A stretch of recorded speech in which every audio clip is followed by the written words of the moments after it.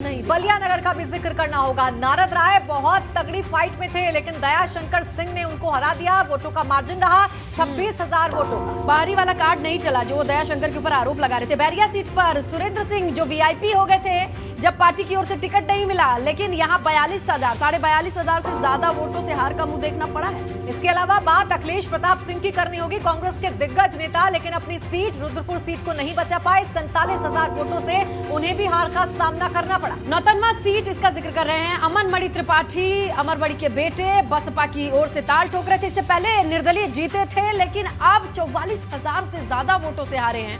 यहाँ नौतनवा वालों ने एकदम बदलाव करने की ठानी होगी, तभी ये फिगर हमारे सामने प्राची।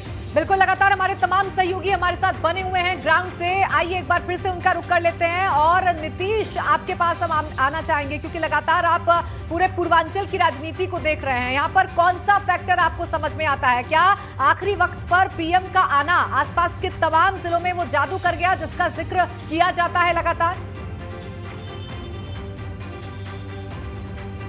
निश्चित तौर पे प्रधानमंत्री का काशी आगमन, और काशी आगमन ही नहीं बल्कि पूर्वांचल में जिस तरह से प्रधानमंत्री लगातार वहां पहुंचते रहे, लोगों के बीच जाते रहे, और फिर प्रधानमंत्री नहीं बल्कि कहे बीजेपी का पूरा खेमा जिस तरह से पूर्वांचल को एक तरह से हर स्तर पर जीतने के प्रयास में डटा रहा, वो असर तो किया है। लेकिन आपको एक बात और बता दूं, पूर्वांचल की जनता का मिजाज इस बार थोड़ा सा बदला हुआ दिखाई दे रहा है। चूंकि कहा जाता था कि यहाँ नेता का मतलब भौकाल होता है।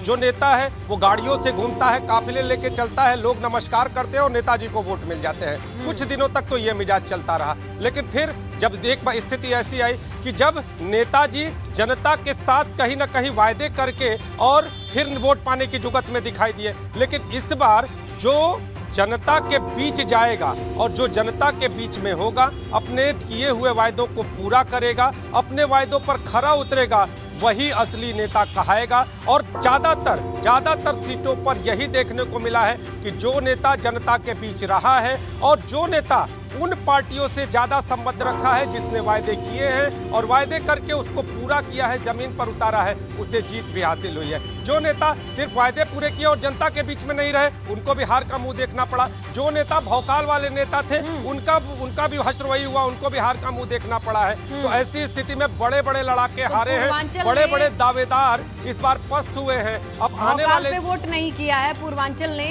किसी अलग ही नजरिए से इस बार वोट किया है। लेकिन गोरखपुर के बगल में ही आजमगढ़ आता है, वहां के नतीजे हमें चौंकाते तो नहीं है, लेकिन सपा के लिए ज्यादा प्रोत्साहित करने वाले दिखाई देते हैं।